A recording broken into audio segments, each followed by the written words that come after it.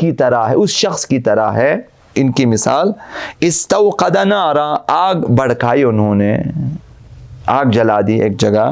استوقد نارن فلما اضاءت ما حوله، جب اس آگ نے اپنے اطراف کو روشن کر دیا. جب آگ جلا، شعلے اٹھے تو اطراف میں روشنی ہو جاتی ہے. ذهب اللہ بنورہم، خدا متعال نے ان کی نور کو لے گیا. اب جن آنکھوں سے جو ہے روشنی کو دیکھنا تھا، روشنی اپنی جگہ ہے، آگ اپنی جگہ ہے، ان کے نور اندھا کر دیا انہیں، اب دیکھ نہیں سکتے. اب جلانے کا کیا فائدہ؟ وَتَرَكَهُمْ فِي ظُلُمَاتٍ، اب انہیں ظلمات میں، تاریکیوں میں چھوڑ دیا. آنکھیں بند ہونے کے بعد، نور ختم ہونے کے بعد اب کس قدر تاریکیاں ہیں.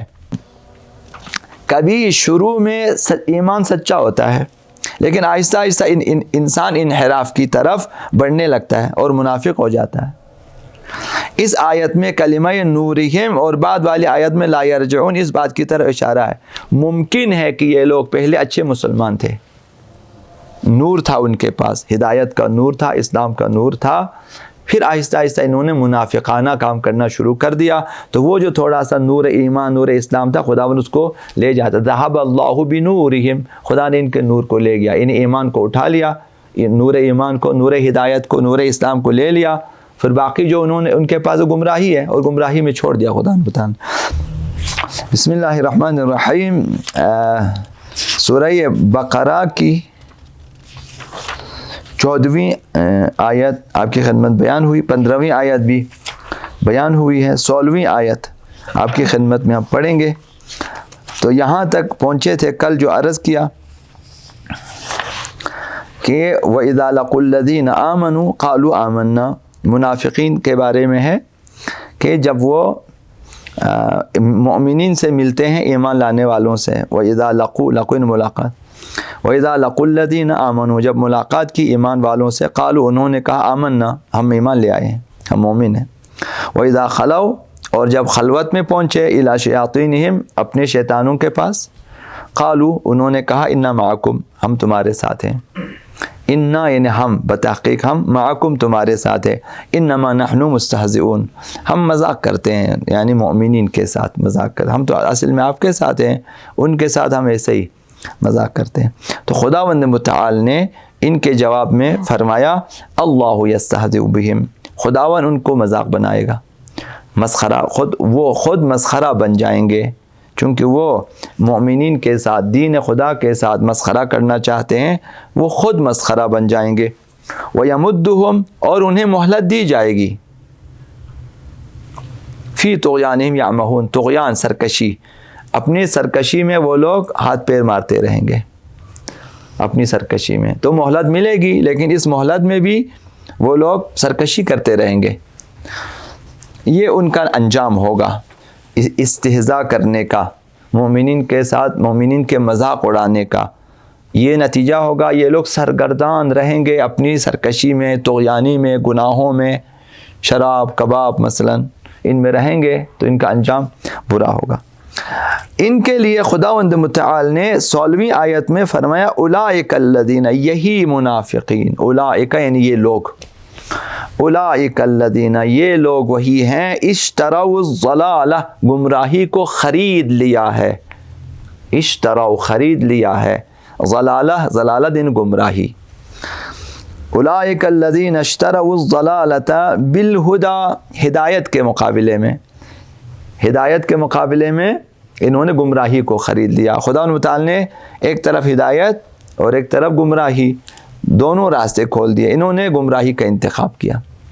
اولئک الذین اشتروا، یعنی انہوں نے خرید لیا، ضلالہ گمراہی کو، بالہدی ہدایت کے مقابلے میں، ہدایت کے بدلے میں ہدایت کو رد کر دیا، گمراہی کو خرید لیا.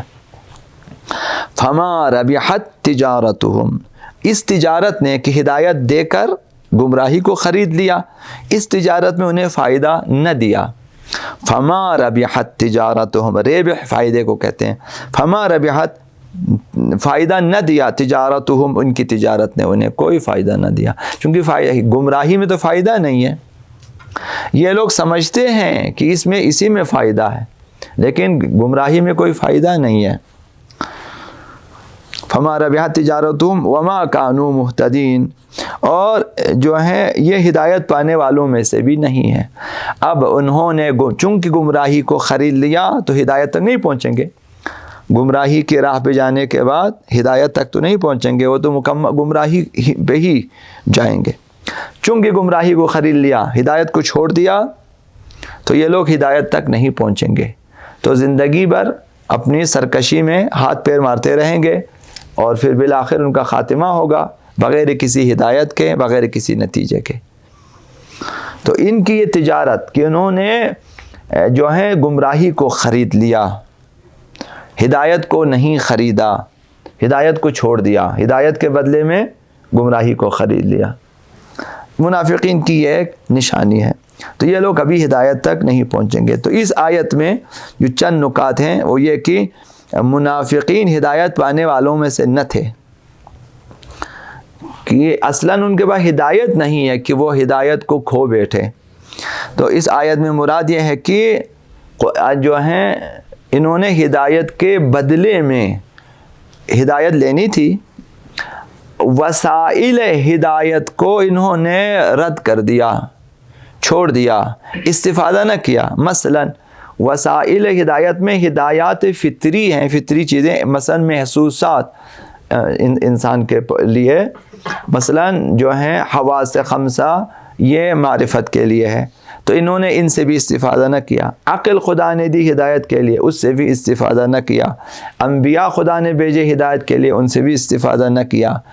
کتابیں خدا متعال نے بھیجی، اور اسی طرح مبلغین، انہوں نے ان سے استفادہ نہ کیا، ان کو چھوڑ دیا، تو ان کی جگہ گمراہی خرید لیا. تو لہٰذا یہ لوگ جو ہیں قدرتی ہدایت کو بھی کھو بیٹھے ہیں. تو اولئک الذین اشتروا الضلال بالہدی، اب یہ ترجمہ شاید اس طرح سے درست ہو کہ انہوں نے ہدایت کے بدلے میں گمراہی کو خرید لیا. یہ ہو سکتا ہے کہ ایسا شاید نہ ہو کہ ہدایت تھی ان کے پاس، انہوں نے دے دیا، اور اس کے بدلے میں انہوں نے جو ہے گمراہی کو خرید لیا ہو، بلکہ ایسا ہو سکتا ہے کہ ہدایت والے ساری چیزوں کو چھوڑ دیا، انہوں نے جو ہے اپنے تمام وسائل حیات سے جو خدا نے دی تھی سب کے بدلے میں انہوں نے گمراہی کو خرید لیا، انہیں اپنی کوششوں سے. تو لہٰذا ایک معنی یہ ہے کہ انہوں نے تمام اسباب و وسائل ہدایت کے ذریعہ، وسائل ہدایت کے ذریعہ گمراہی کو خرید لیا. یعنی عقل کے ذریعہ، آنکھوں کے ذریعہ جو وسائل ہدایت تھے، ان کے ذریعہ انہوں نے گمراہی کو خرید لیا. اپنی عقل کو گمراہی میں خرچا، اپنی نگاہوں کو گمراہی میں، اپنی زبان کو گمراہی، جتنے وسائل تھے قرآن سے بھی انہوں نے گمراہی کے لیے استفادہ کیا، کتابوں سے بھی. یہاں سے وہ آیتیں نکال کے توڑ پھوڑ کے لوگوں کو گمراہ کرنے کی کوشش کرتے ہیں، جس طرح آج کل کچھ لوگ ہیں. تو اس لیے انہوں نے گمراہی کو خرید لیا ہے. وہ تمام خداوند متعال نے ہدایت کے وسائل و نعمتیں دی تھی، ان کو دے دیا، ضائع کر دیا، گمراہی کو خرید لیا. تو لہٰذا یہ ایک تجارت ہے، ایک غلط تجارت جو انہوں نے کی. اس لیے خداوند متعال نے فرمایا فما ربحت تجارتہم، ان کی تجارت نے فائدہ نہ دیا، ان کے لیے مفید ثابت نہیں ہوا. وما کانوا مہتدین، اور وہ لوگ ہدایت یافتہ بھی نہیں ہیں، چونکہ ہدایت تک نہیں گئے، وسائل ہدایت کو بھی انہوں نے ضائع کر دیا، تو اب ان کے پاس سوائے گمراہی کے کچھ بھی نہیں ہے. تو لہٰذا باقی آیات میں بھی ہم پڑھتے ہیں کہ اشتروا الکفر بالایمان، یہ لوگ یہ کفر کو خرید لیتے ہیں ایمان کے بدلے میں، یعنی وسائل ایمان کو چھوڑ دیتے ہیں، ایمان کے لیے استفادہ نہیں کرتے، کفر کے لیے استفادہ کرتے ہیں. اور اسی طرح سے انہوں نے آخرت کے بدلے میں دنیا کو خرید لیا. اشتروا الحیات الدنیا بالآخرہ، یہ کفار اور منافقین ایسے ہیں جنہوں نے دنیاوی زندگی کو خرید لیا اور آخرت کے بدلے میں، یعنی آخرت کو کمانے کے وسائل کو انہوں نے چھوڑ دیا، اس کے ذریعہ دنیا کو خرید لیا. اور اسی طرح سے انہوں نے جتنے وسائل خدا نے دیے تھے مغفرت کے، بخشش کے، ان کو مغفرت کے لیے استفادہ نہ کیا بلکہ عذاب کے لیے استفادہ کیا، چونکہ گمراہی کو خرید لیا. تو یعنی اب انہی جس طرح مثلا ایک انسان عذاب الہی کو خرید لیتا ہے، انہی آنکھوں کے ذریعے، ہاتھوں کے ذریعے، اپنی زبان کے ذریعے، اپنی عقل کے ذریعے، اپنے اعضاء و جوارح کے ذریعے خرید لیتے. گناہ انہی سے کرتے ہیں، جبکہ یہ تمام وسائل ہدایت ہیں، وسائل مغفرت ہیں، تو ان سے مثلا 2 نمبر کے کام انجام دے دیتے ہیں. دے کر انہوں نے غلط استفادہ کیا. تو اس طرح انہوں نے مثلا عذاب کو خرید لیا مغفرت کے بدلے میں. مغفرت کو خریدنا چاہیے تھا، نہیں خریدا. خدا و تعالی نے جو کچھ دیا تھا ان سے استفادہ کر کے انہوں نے عذاب خرید لیا. یہ منافقین کی نشانی ہے، وہ اس طرح کی تجارت رکھتے ہیں، ظاہر ہے اس میں فائدہ نہیں ہے. تو جتنی صلاحیتیں خدا و تعالی نے دی تھی ایمان کے لیے، مغفرت کے لیے، آخرت کے لیے، ہدایت کے لیے، انہوں نے ان سے استفادہ نہ کیا. تو اس آیت میں پیغام یہ ہے کہ منافق، وعلیکم السلام ورحمۃ اللہ، اپنے نفع نقصان کی صحیح پہچان نہیں رکھتے. منافقین اپنے نفع نقصان کو نہیں سمجھتے، اگرچہ وہ سرسری طور پر یہ سمجھ رہے ہیں کہ جو کچھ ہم کریں یہ ٹھیک ہے ہمارے لیے، سمجھتے کہ اسی میں فائدہ ہے، جبکہ یہ غلط ہے. لہذا ہدایت اور گمراہی کے معاملے میں گمراہی کو انتخاب کرتے ہیں، سمجھتے ہیں اس میں نفع ہے. اشتروا الضلالۃ بالہدی، خرید لیا انہوں نے گمراہی کو ہدایت کے بدلے میں. یہ پہلا پیغام ہے. منافقین کی نشانی ہے کہ وہ صحیح نفع اور نقصان کی پہچان نہیں رکھتے وہ. اور دوسرا پیغام یہ ہے کہ انسان کو آزادی اور اختیار حاصل ہے اپنے انتخاب میں. لہذا ایک معاملہ جب انسان انجام دے دیتا ہے تو معاملے میں اختیار اور ارادہ ہونا چاہیے. تو منافقین نے چونکہ گمراہی کا انتخاب کیا، معاملہ کیا، وہ آزاد تھے اور اپنے ارادے سے انہوں نے یہ کام کیا ہے، کوئی جبری نہیں ہے، انہوں نے اپنے ارادے سے کیا ہے اور گمراہی کو خرید لیا ہے. یہ دنیا ایک بازار کی طرح ہے جہاں خرید و فروخت ہے، جہاں اچھی چیزیں بھی ملتی ہیں، بری چیزیں بھی ملتی ہیں. انسان کے اختیار میں ہے اچھی چیزیں خریدیں یا بری چیزیں خریدیں. کچھ لوگ جاتے ہیں بازار سے مفید چیزیں خرید لیتے ہیں، میوے خرید لیتے ہیں، خود بھی کھاتے ہیں، دوسروں کو بھی کھلاتے ہیں، اور اچھی خوراک خرید لیتے ہیں اور خود بھی کھاتے ہیں، دوسروں کو. کچھ لوگ بازاروں سے مضر چیزیں خرید لیتے ہیں، جا کے شراب خرید لیتے ہیں، چرس خرید لیتے ہیں، افیون خرید لیتے ہیں، سگریٹ خرید لیتے ہیں، کولڈ ڈرنک خرید لیتے ہیں، جو سب کے سب زہر ہیں. اور پھر جگر خراب، گردہ خراب، پھیپھڑے خراب، بلڈ پریشر، شوگر، ساری چیزیں ہو جاتی ہیں. تو یہ انہوں نے اپنی مرضی سے خریدا ہے. تو بازار ہے، بازار میں اچھی بری ساری چیزیں مل جاتی ہیں، وہ خرید لیتے ہیں. تو دنیا بازار کی طرح ہے اور انسان طرف ان معاملہ ہے. یہاں پہ بیچنے والے بھی ہیں، خریدنے والے بھی ہیں، اور یہاں پہ ہمارے اعمال کا سودا ہوتا ہے کہ ہم کیا بیچتے ہیں، کیا خریدتے ہیں. برے خریدیں گے برے اعمال، اچھے خریدیں گے اچھے اعمال. تو لہٰذا دنیا اس بازار کی طرح ہے. اگر کسی نے برائی کا سودا کیا، گناہوں کا سودا کیا، تو فما ربحت تجارتوں، کوئی فائدہ نہ ہوگا، نقصان ہی نقصان ہوگا. سگریٹ پینے کے بعد کہتے ہیں فائدہ ہے.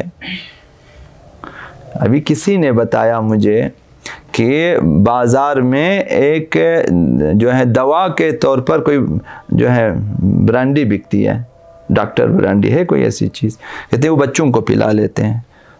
میں نے پوچھا، کہتے وہ شراب ہی ہے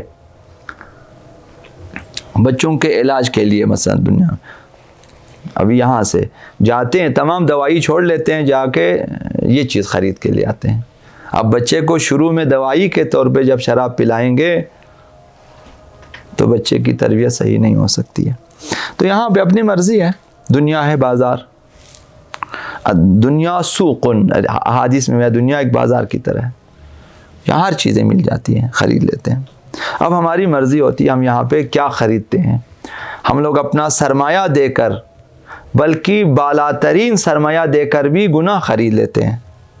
کروڑوں روپے جنسی لذت پہ خرچتے ہیں، کروڑوں روپے، جیسے شاہان عرب مثلا اس کام میں ماہر ہوتے ہیں، کروڑوں خرچتے ہیں جنسی لذت کے لیے، اور وہ بھی بطریق حرام طریقے سے خرید لیتا ہے۔ اتنے خرچے وہ اپنے صحت کے لیے جو ہیں اس قدر خریداری نہیں کرتے جتنا جنسی گناہ کے لیے کرتے ہیں۔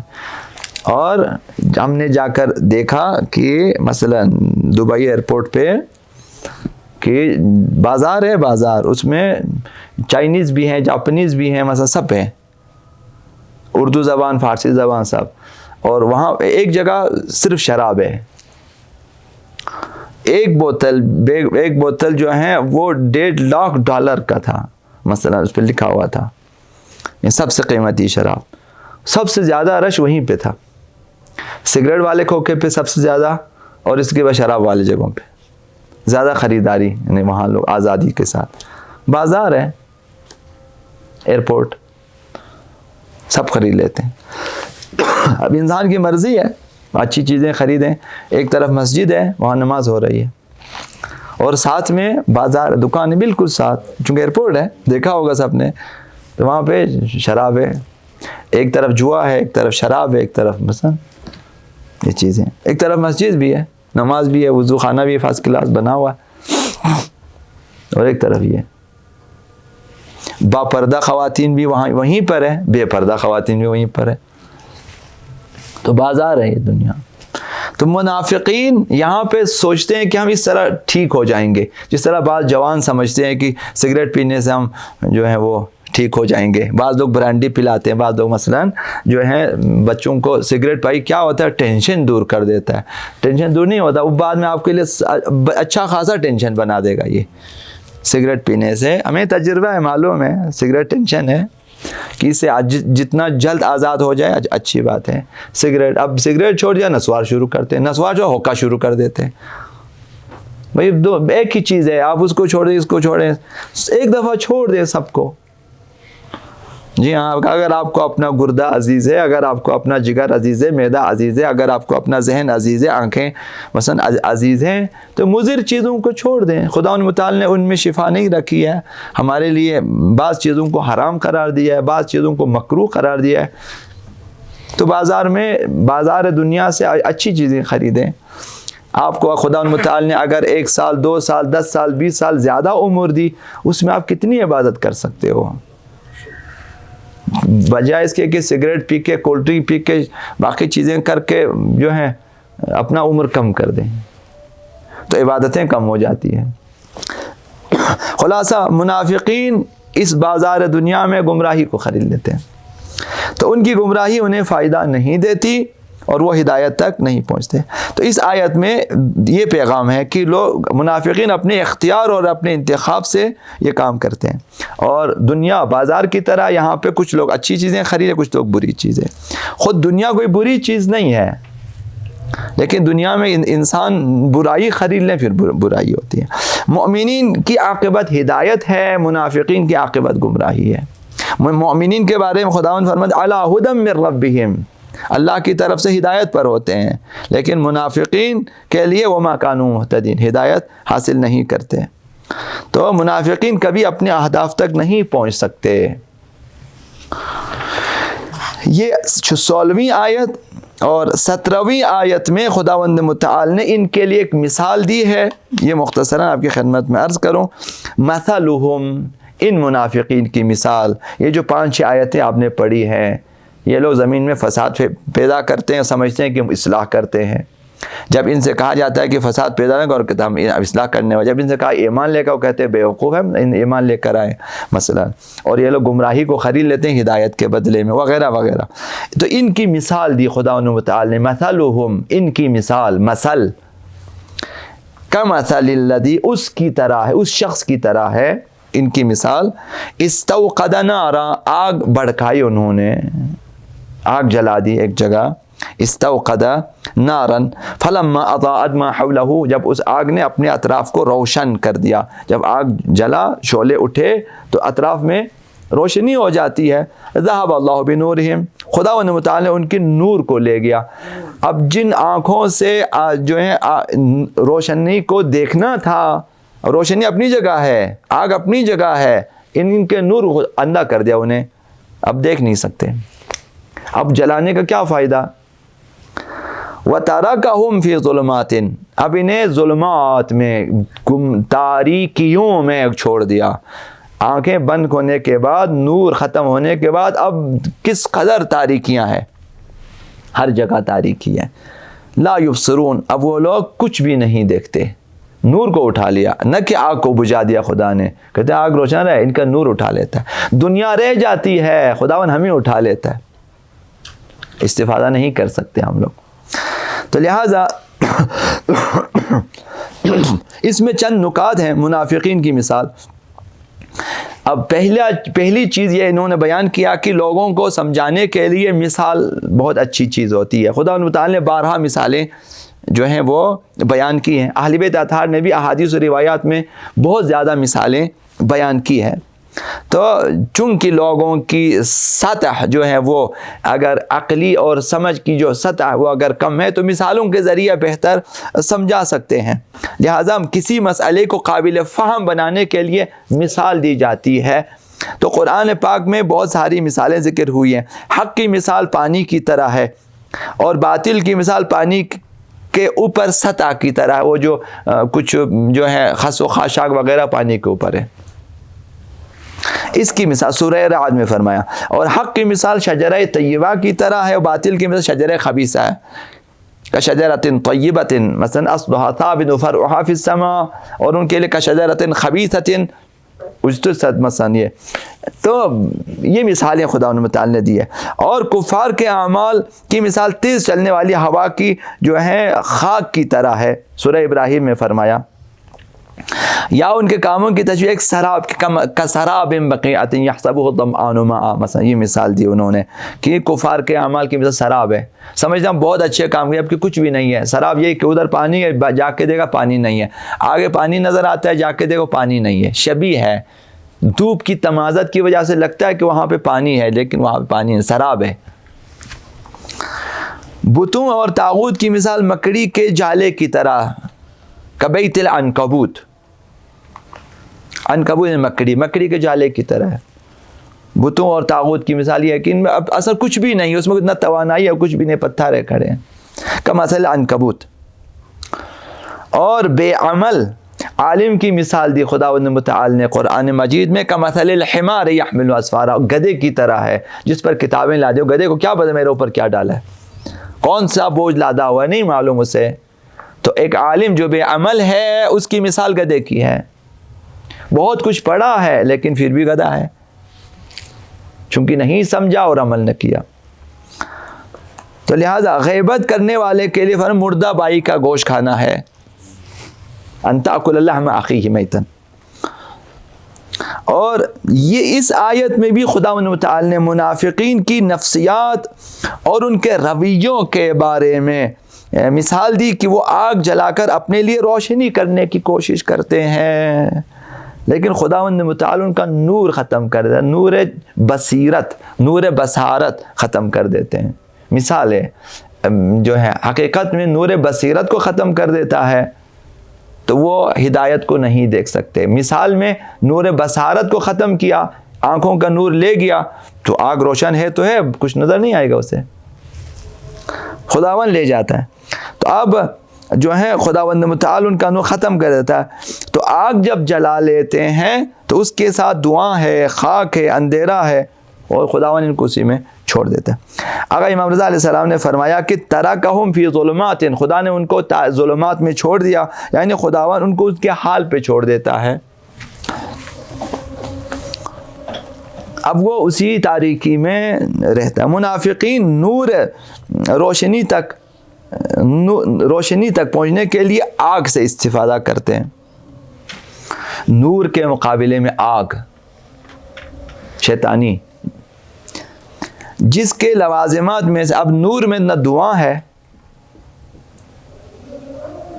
نہ اتنی گرمی ہے کہ جلا دے، اور نہ خاکستر ہونا ہے، کچھ بھی نہیں ہے، لیکن آگ میں یہ ساری چیزیں موجود ہوتی ہیں. تو آگ ہے، جلن ہے، خاک ہے، مثلا دعا ہے، استوقد نار. یہ لوگ آگ روشن کر کے سمجھتے ہیں کہ ہم لوگ نور کے مقابلے میں یہ لوگ آگ جلاتے ہیں. ایک تو اس کی زندگی مختصر ہوتی ہے، آگ کی زندگی مختصر ہوتی ہے، تو مختصر آگ جلا کر سمجھتے ہیں کہ ہم ہدایت پائیں گے. اسلام کا نور عالمگیر ہے، لیکن ایسا نور جس کے سائے منافق صرف اسلام کا تظاہر کرتا ہے اور اس کی شعاعیں کمزور. لہٰذا یہ لوگ یعنی یہ جو ایمان کا اظہار کرتے ہیں اس آگ کی طرح تھوڑی دیر کے لیے روشنی ہوتی ہے کہ بعض مومنین کو یہ لوگ سمجھاتے ہیں کہ ہم مومن ہیں، باور کرتے ہیں، اور اس کے بعد ان کی حقیقت سامنے آ جاتی ہے، پھر لوگ انہیں باور نہیں کرتے، جبکہ اصل ہدایت نور کی طرح ہمیشہ ہمیشہ کے لیے ہے، عالمگیر ہے. تو یہ لوگ اضاعت ما حولہ، نور کمزور ہو، آگ کا نور کمزور ہے، آگ کی روشنی کم، جہاں صرف اپنے اطراف کو روشن کریں، یعنی اپنے دوستوں کو، اپنے رشتہ داروں کو، اپنے بعض اطرافیوں کو ہی باور کرا سکتے ہیں، چونکہ جھوٹ ہے، حقیقت نہیں ہے. تو اسلام کا نور، اسلام نور ہے اور کفر تاریکی. ان کے لیے فرمایا ذہب اللہ بنورہم، نور کو لے گیا، یعنی اصل ہدایت کو لے لیا خدا متعال نے، بصیرت کو اٹھا لیا، نور کو، اور پھر آگے سب کچھ ظلمات ہی ظلمات ہے. نور واحد، ظلمات جمع ہے. نور واحد ذکر کیا، یعنی ایک نور کافی ہے. اسلام واحد ہے، وہی ایک ہی نور ہے، بس کافی ہے، لیکن ظلمات پھر بہت زیادہ ہے. اس لیے فرمایا جب اسلام کو چھوڑ دو گے پھر کئی گمراہیوں میں رہو گے، بہت ساری تاریکیاں اس کے اوپر چھا جائے گی. تو اس لیے یہاں پر فرمایا بنور و ترکہم فی ظلمات، ظلمات میں، ظلمت اور ظلمات اس کی جمع. لہذا منافقین کے پھر ظلمات ہی ظلمات ہیں، تاریکی تاریکی ہے. نور اسلام کو چھوڑ دیا تو آگے تاریک، ہر جگہ جس طرف بھی جائیں تاریکی ہے، اوپر نیچے دائیں بائیں سب شش جہات میں تاریکی تاریکی ہے. جہاں بھی جائیں ان کے لیے گمراہی اور تاریکی ہے. تو منافقین کے سارے منصوبے اور ساری سازشیں خداوند متعال انہیں ناکام بنا دے گا. یہ خداوند ذہب اللہ بنورہم، خداوند بالآخر ان کے نور کو اٹھا لیتا ہے، یعنی وہ آخر میں کچھ نہیں سمجھ سکتے کہ کیا کرنا چاہیے ہمیں، خداوند لے لیتا ہے. تو منافقین کے مقابلے اس دن بھی عرض کیا خداوند متعال مومنین کے منافقین کے مقابلے میں ہے، منافقین کا مقابلہ خداوند متعال کے ساتھ. لہذا مومنین کو خداوند کہتے ہیں آپ رہو میں ان کے ساتھ. مثلا اللہ یستہزئ بہم، خداوند ان کو مذاق بنائے گا، جو ہے ذہب اللہ بنورہم، خداوند ان کے نور کو اٹھا کر لے جائے گا اور یہ بے نور ہو کے رہ جائیں گے. لہذا فی ظلمات لا یبصرون، ہمیشہ گمراہی میں رہیں گے. تو اہل بیت نے فرمایا ہمارے دشمن احمق ہوتے ہیں، احمق اسی طرح سے ہمیشہ آخر میں وہ ایک احمقانہ کام کریں گے اور وہ ان کی شکست ہوگی. جب مومنین قیام کریں گے للہ فی اللہ تو مومنین کیس ہوتے ہیں، وہ زیرک ہوتے ہیں، نور الہی سے دیکھتے ہیں، یہ احادیث میں آیا نور الہی دیتے ہیں، جبکہ کفار کے پاس یہ نور نہیں ہوتا، وہ احمق ہوتے ہیں. کبھی بھی ان کے ساتھ مقابلہ کرو، وہ ایک احمقانہ کام کریں گے اور ان کی شکست ہوگی. مگر یہ کہ ہم لوگ استقامت نہ کریں پھر وہ لوگ آگے بڑھتے رہیں گے. تو کبھی شروع میں ایمان سچا ہوتا ہے، لیکن آہستہ آہستہ انسان انحراف کی طرف بڑھنے لگتا ہے اور منافق ہو جاتا ہے. اس آیت میں کلمہ نورہم اور بعد والی آیت میں لا یرجعون، اس بات کی طرف اشارہ ہے. ممکن ہے کہ یہ لوگ پہلے اچھے مسلمان تھے، نور تھا ان کے پاس، ہدایت کا نور تھا، اسلام کا نور تھا، پھر آہستہ آہستہ انہوں نے منافقانہ کام کرنا شروع کر دیا، تو وہ جو تھوڑا سا نور ایمان، نور اسلام تھا، خداوند اس کو لے جاتا. ذہب اللہ بنورہم، خدا نے ان کے نور کو لے گیا، ان ایمان کو اٹھا لیا، نور ایمان کو، نور ہدایت کو، نور اسلام کو لے لیا، پھر باقی جو انہوں نے ان کے پاس گمراہی ہے اور گمراہی میں چھوڑ دیا خدا نے بتانا. تو یہ معنی بھی اس کے اندر موجود ہے کہ ممکن ہے پہلے یہ لوگ اچھے انسان ہوں اور بعد میں یہ لوگ منافق بن جائیں، ابن ملجم کی طرح خراب ہو جائیں، مثلا بلعام باور کی طرح گمراہ ہو جائیں، مثلا قاضی شریح کی طرح بن جائیں. پہلے اچھے ہوتے ہیں، بعد میں خراب ہو سکتے ہیں.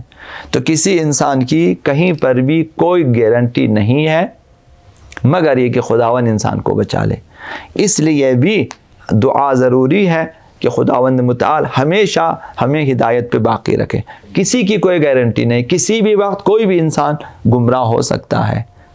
صرف اور صرف خداوند متعال کی رحمت کے سائے میں ہم لوگ اور اہل بیت اطہار کی مدد اور ان کی دعاؤں کے وسیلے سے ہم جو ہے ہدایت پہ باقی رہ سکتے ہیں. لہٰذا ہر دن اہدنا الصراط المستقیم کی دعا ضروری ہے، اور ہر دن لا تکلنا الی انفسنا طرفۃ عین کی دعا ضروری ہے. خدایا چشم زدن بھی ہمیں اس اتنی دیر کے لیے بھی ہمیں اپنے نفسوں کے ساتھ واگزار نہ کریں، ورنہ گمراہ ہو جائیں گے. تو لہٰذا یہ دعائیں ضروری ہیں. پر محمد و آل محمد صلوات اللہ وسلم علی محمد و آل محمد.